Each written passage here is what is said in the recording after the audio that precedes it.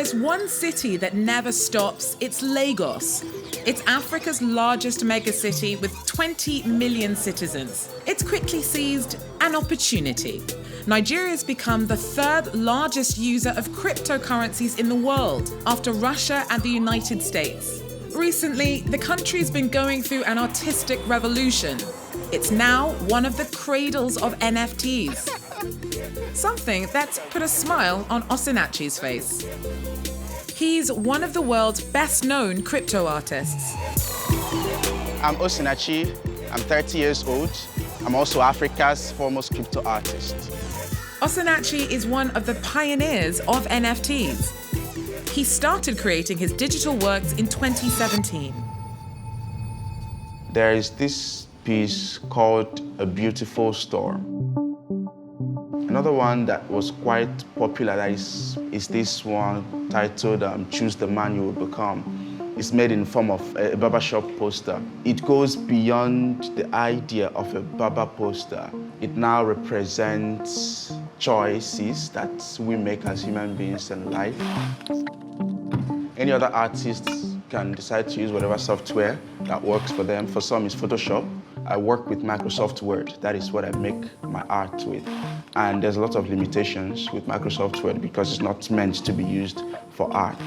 Everything here, I can either group or move around, and I put everything together, compose everything as I want, and I get to export as PNG or JPEG.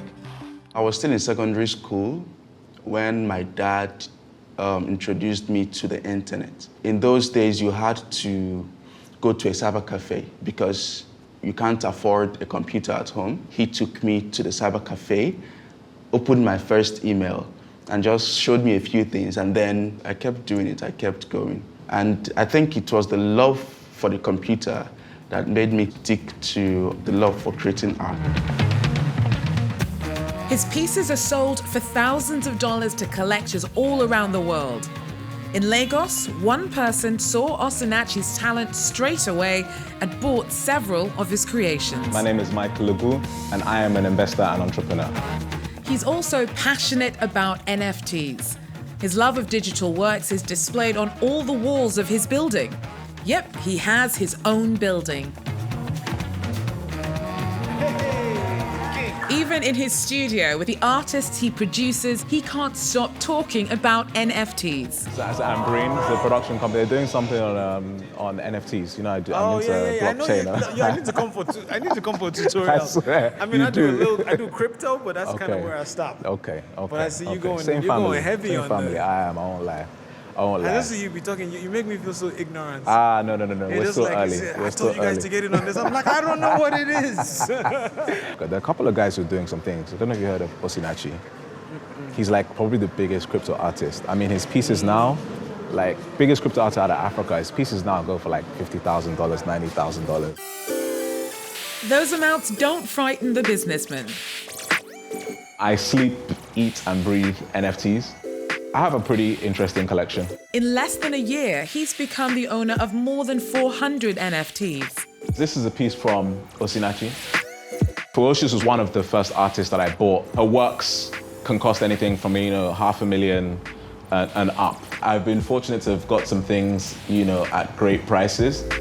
These cost like 0.2 ETH. When they sold, that's $614. So right now, it may be valued about 50, 60 ETH. Between $153,000 and $184,000. This is a curio card. The cheapest curio card I believe available is about 4.6 ETH, which is about $16,000. I bought it for a lot less than this, but right now, I just wish I bought more, like everybody else. And do you have an idea of your collection's worth? No, I wouldn't be able to say. I have an idea, but to me, it's priceless. This is fine art. I've been to the Louvre, I've seen the Mona Lisa, and I'm like, it's a lady who looks a bit angry. The time when I first buying NFTs, I was like, okay, fine. If I'm early to this space, and we can still have the Van Goghs and the Monets and the Cézannes come out in this day and age on this ecosystem, let me try and find those guys. What if one day these digital Van Goghs were featured in Nigerian museums? What if NFTs were to be found next to paintings and sculptures? I think I like this piece. The idea is slowly taking off. My name's Oyindamola Fakir. I'm an experiential art curator and a learning and participation producer. Contemporary art is always going to be innovating. I mean, let's look at Banksy. When Banksy was spray painting walls and he became like this huge artist, people were like, what the heck? You know, when Duchamp was putting toilets in galleries, people were like, what's going on here? Why I like crypto is because the starting point is, almost the same for everyone. There are not that many commercial galleries representing artists, so it gives them an opportunity to represent themselves and to showcase and to make money. Osinatchi is an example of this type of success story. Today, he can even afford to pay to avoid crossing a puddle. Just across this water, how much you go collect? I'll give you 300. He comes from a modest family and never thought he would one day live in one of Lagos's most expensive neighborhoods. This is Lekki Phase 2, which is mostly developing. You have new houses that are coming up, that are being built. It's seen as the, what is this word? Is it upscale region of Lagos State? So they believe it's for the wealthy, which is true. To buy a house here, you have to have like good money in your account. He says he owes his fortune to one thing. Yeah, thanks to crypto art, I can do it, right? So yeah, that's it. Let me take this call. Nah, for. I don't want anyone to take it away that it's a get-rich-quick scheme. If your artwork isn't strong, if there's not much thought in your work, you're still going to face the same challenges. NFTs are all the rage across Nigeria. That's something that they talk about, in NFT space a lot. Like, would you rather buy a Ferrari or would you rather buy a CryptoPunk? I'd buy a CryptoPunk. Michael Ugu is a trailblazer in Lagos.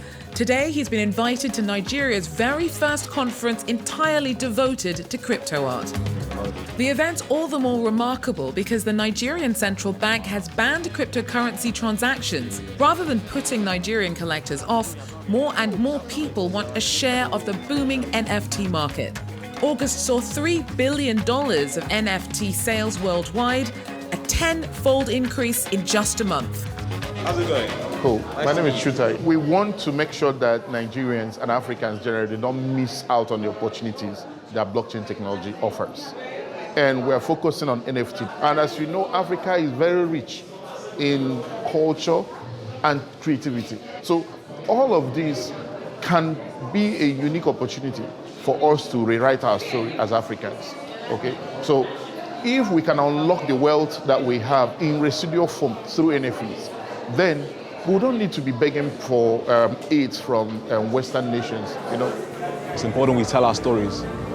I don't think it's heard enough, and I don't think people understand the average African and how the average African lives, and I think that there's a big opportunity there, and I want to be part of that.